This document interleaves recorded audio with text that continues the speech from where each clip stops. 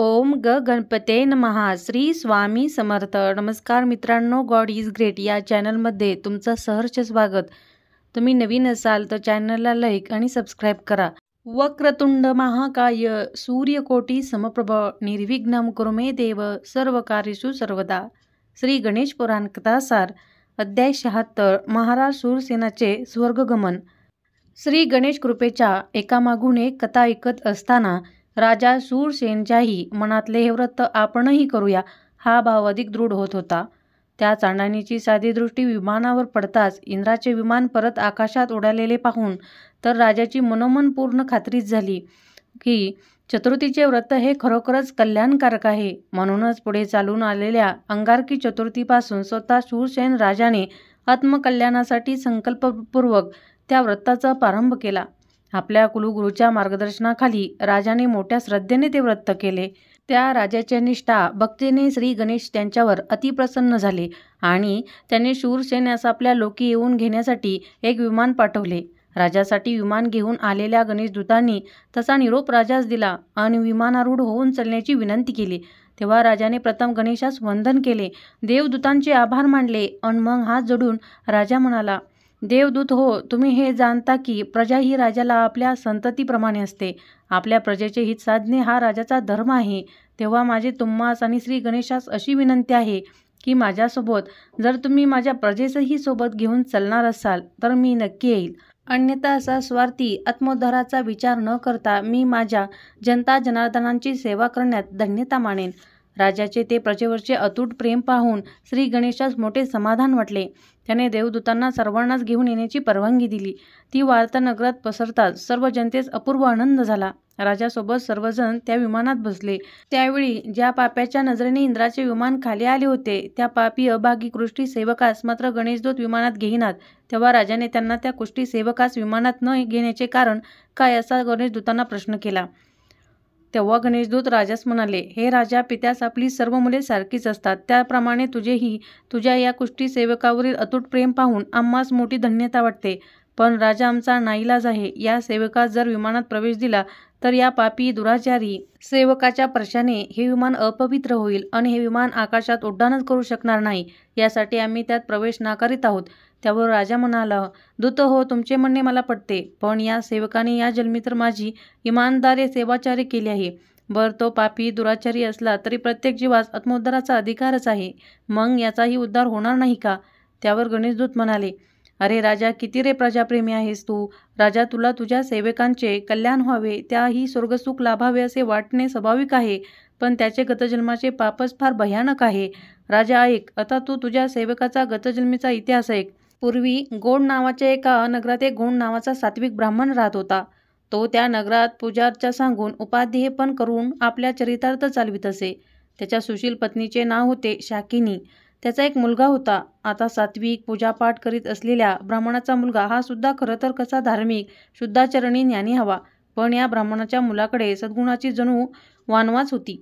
तो वाईट लोकांच्या संगतीत गेला आणि वाममार्गाचा आचरक झाला. खोटे बोलणे, दारू पिणे, व्यभिचार करणे, लोकांना लुबाडणे, फसवणे, माता पित्याचा अनादर करणे, आपल्या सुंदर सुशील पत्नीवर हात टाकणे, तिच्या साड्या अलंकार हे एका वेश्येस नेऊन देणे यासारख्या अयोग्य वर्तनाची त्याला जणू चटकच लागली होती. एक दिवस त्याने असे न वागता आपल्या कुळास शोभेल असे सदवर्तन करावे, चांगले वागावे, पित्याच्या नामकीर्तीत भर घालावी म्हणून त्या 4 गोष्टी मोठ्या प्रेमाने समजावून सांगण्याचा प्रयत्न केला. पण त्याचा उलटा परिणाम असा झाला की त्याने रागाच्या भरात आपल्या पित्यावरच हात उगारला आणि एका काठीच्या जबर तडाख्याने म्हाताऱ्याने राम म्हटले. मुलानेच प्रत्यक्ष पित्यास मारावे ह्याचे त्याच्या आईला फार वाईट वाटले. तिने पुत्राची कान उघडणी केली. त्याने तो अधिकच संतापला. त्याने रागाने मातेसही मारले. बिचारा अभागी मातेचा शेवटही त्या मुलाच्या हातूनच झाला. पुत्राने पित्याचा घात केला म्हणून दुःखी झालेल्या मातेने पुत्रास बोल लावले. त्या ब्राह्मण पुत्राच्या धर्मपत्नीने सुद्धा आपल्या पतीस 4 हिताचे शब्द सांगून पाहिले, पण त्याचा काही फायदा होणे तर दूरच. उलट आपल्या सोचेही वागण्यास असा विरोध करणाऱ्या पत्नीचा त्या पापी दुराचारी ब्राह्मणाने गळा दाबून खून केला. आई वडील पत्नी या तिघांचे काटे दूर होताच त्याचा स्वैरचाराचा मार्ग अधिकच मोकळा झाला. त्याने होते ते नव्हते ते घरदार विकले आणि वेशीची भर केली. एके दिवशी या कामासक्त ब्राह्मणाने कालबी नावाच्या एका सत्वशील ब्राह्मणाच्या सुंदर पत्नीचा तिच्या सर्व विरोधास न जुमानता बळजबरीने शरीरभोग घेतला. तेव्हा त्या ब्राह्मण स्त्रीने त्यास शाप दिला की तू माझे सील भ्रष्ट केले आहे, त्यामुळे तुझ्या अंगावर कुष्ठ उत्पन्न होतील, तू कुष्ठरोगी होशील, कोणीही तुझे तोंड पाहणार नाही, इतकेच नव्हे तर तुला जन्मोजन्मी दुःखच भोगावे लागेल.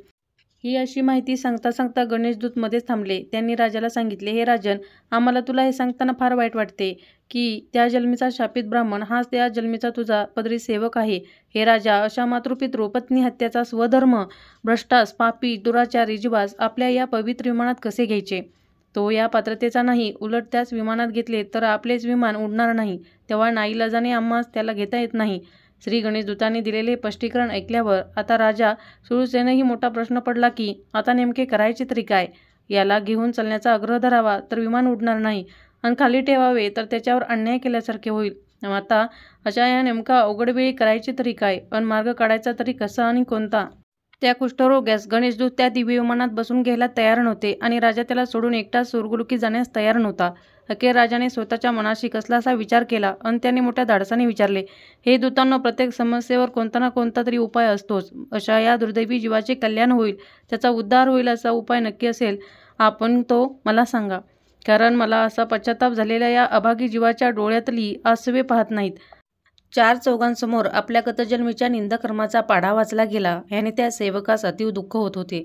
तो खाली मान घालून अनंत अपराधीपणे रडत होता, मनोमन क्षमा याचना भीक मागत होता. राजाचा निश्चय त्या सेवकाची कीव करावी अशी अवस्था पाहून अखेर गणेशदूतांनाच त्याची शेवटी कीव आली, दया आली. कसलासा विचार करून ते म्हणाले, हे राजा, खरे म्हणजे या जीवाकडून अक्षम्य असे अपराध घडले आहेत.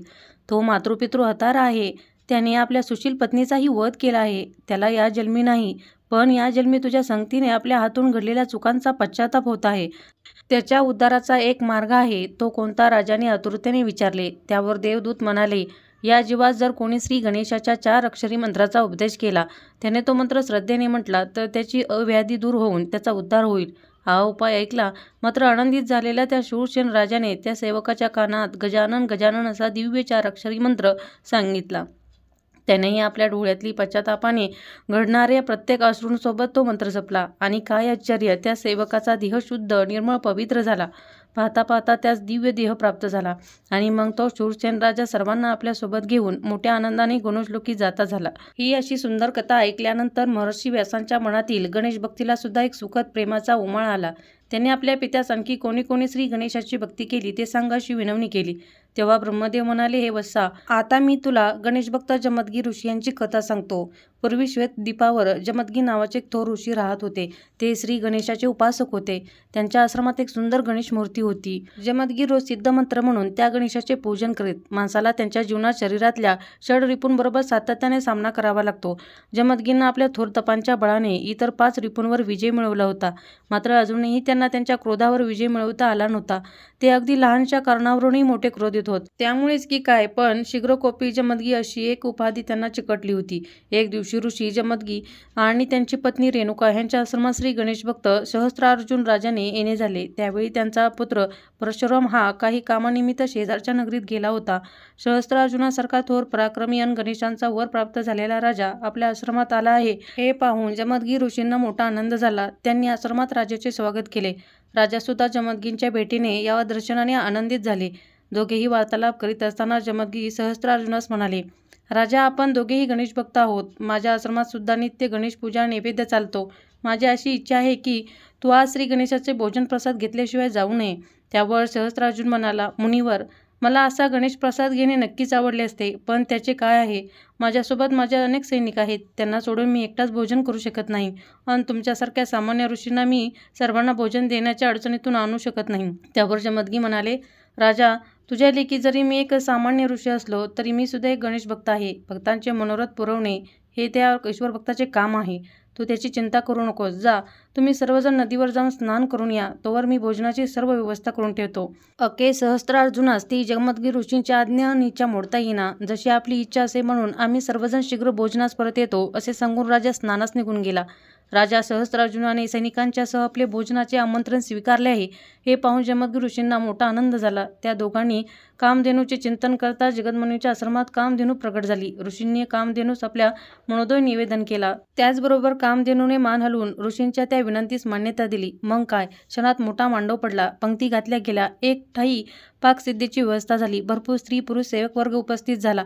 रांगोळ्यांचा थाट, उदबत्त्यांचा सुवास, फुला पानांची भव्य सजावट अन तोंडास पाणी सुटावे असा सुहाग्र भोजनाचा घमघमाट.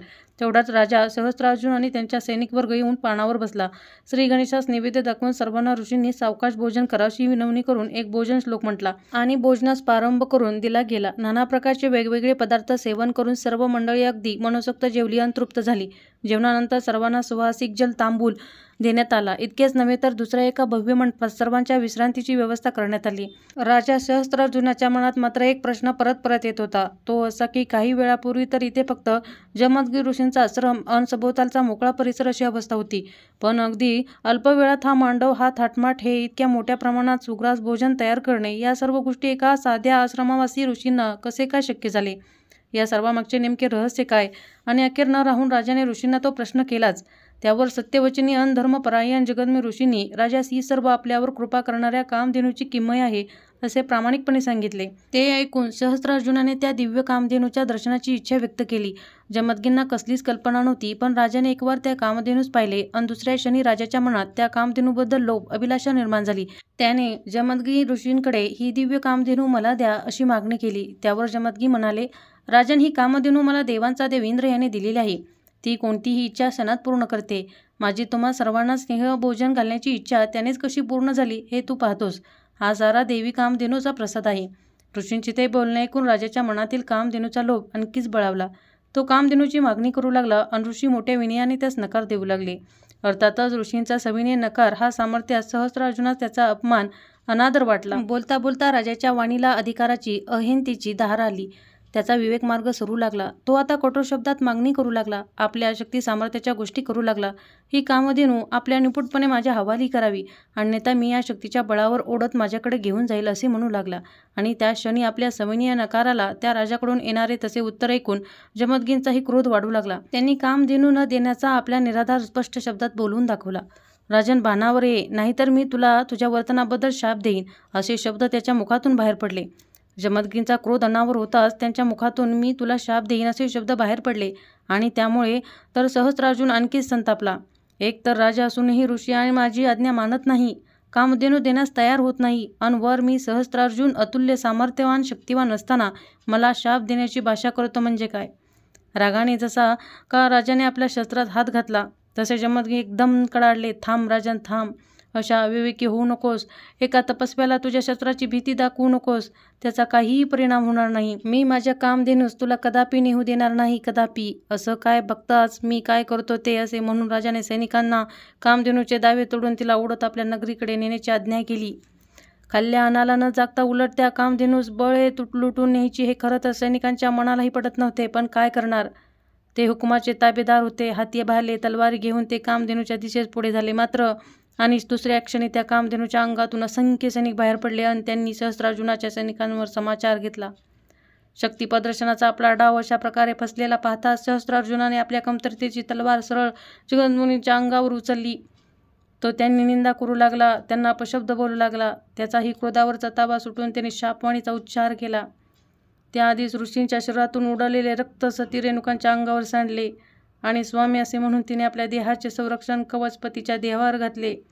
वेगभ्रष्ट झालेल्या शक्ती सामर्थ्याने उन्मत्त झालेल्या सहस्त्रार्जुनाने एकामागोमाग 21 वार त्या सती रेणुकावर केले. बिचारे जगदमुनी तर कधीच मरण पावले होते. खाल्ल्या अन्नाला न जागता अन्नदात्यास मारणाऱ्या सहस्त्रार्जुनास सती रेणुकाने शाप दिला. ती म्हणाले, हनुमत राजा, आज माझा पुत्र परशुराम हा इथे नाही म्हणून तू हे कृत्य करू शकलास. तू माझे सौभाग्य पुसलेस. मी एक पतिव्रता स्त्री तुला शाप देते की तुला या केलेल्या कृत्याच्या यम दरबारात पाढा वाचावा लागेल.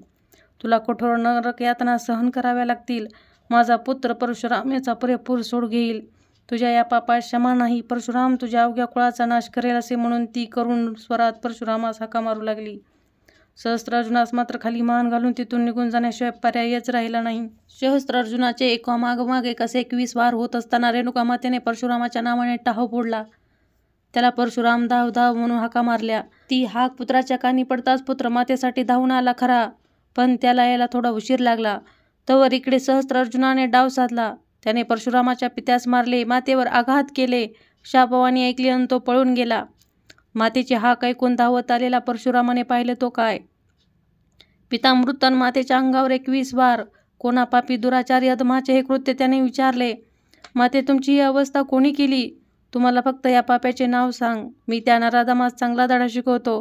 त्यांनी ज्या हाताने हे कृत्य केले ते हात कायमचे तोडून टाकतो. सांग माते, सांग, हे कृत्य कोणाचे? तू हे सारे निमूटपणे का सहन केलेस माते? तुझ्या अंगी त्रैलोक्य जाळून भस्म करण्याची शक्ती असताना तू अशी गप्प का राहिलीस? तेव्हा रेणुका मातेने डोळ्यातल्या प्रत्येक थेंबाबरोबर झालेला सर्व इतिहास त्यांना सांगितला. तो ऐकून त्याचा क्रोध अनावर झाला. सहस्त्रार्जुनास कठोर शासन करण्याची त्याने प्रतिज्ञा केली. इतकेच नव्हे तर ही सारी धरा निक्षत्रिय करण्याचे वचन त्याने आपल्या मातेस दिले. त्यावेळी रेणुका माता परशुरामास समजावीत म्हणाली, बाळा, तुझा अनावर झालेला राग मी जाणते, पण परशुरामा, तू एकटा आहेस. सहस्त्रार्जुन अत्यंत बलवान शक्तिशाली आहे. त्यातच त्याला श्री गजाननाचा वरही आहे. श्री गणेशाच्या कृपेनेच त्याला सहस्त्रबाहू अन प्रचंड बळ मिळाले आहे. तो शक्तीच्या बळाने उन्मत्त व अनाचारी, अधर्मी, पापी व दृष्टा झाला आहे. दृष्टास शासन हे झालेच पाहिजे.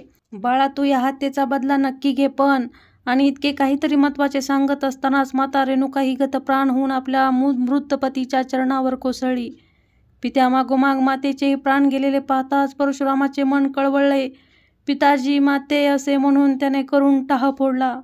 तो ऐकून दाही दिशांच्या काळजाचा एकच थरकाप झाला. आपण आता पोरके झालो आहोत या कल्पनेनेच तो कोसळला.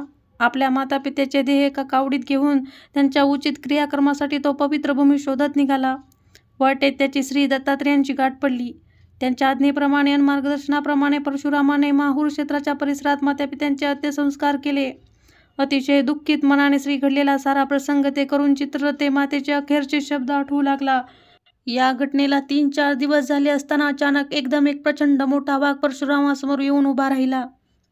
क्षणभर त्या वाघाचे रुद्ररूपानं आपण पूर्णतः निशस्त्र आहोत हे जसे परशुरामास जाणवले तसा थोडा घाबरला. त्याला काही करावे सुचेना.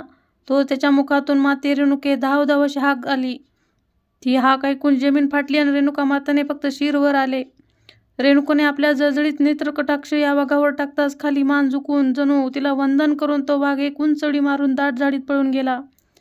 परशुरामाने पुढे होऊन त्या मातेच्या मुखदर्शनास नम्र वंदन केले आणि त्याने विचारले, माते, मी त्या सहस्त्रार्जुनाच्या शक्ती सामर्थ्याचा अंदाज घेतला आहे.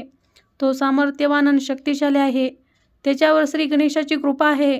त्याला देवदेवताही घाबरतात. असे असताना माते, तुम्हा दोघांच्या मृत्यूस कारणीभूत ठरणाऱ्या त्या सहस्त्रार्जुनाला मला कठोर शासन करायचे आहे.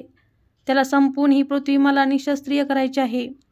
मी त्यासाठी काय करू? कोणास शरण जाऊ? कोणाची मदत घेऊ? आणि ती पण कशी? तसेच परशुरामास आणखी एका गोष्टीचे राहून राहून आश्चर्य वाटत होते की आपल्या मातेच्या फक्त मुखकमलाचे दर्शन का झाले? ती संपूर्णपणे धरणीतून वर का नाही आली?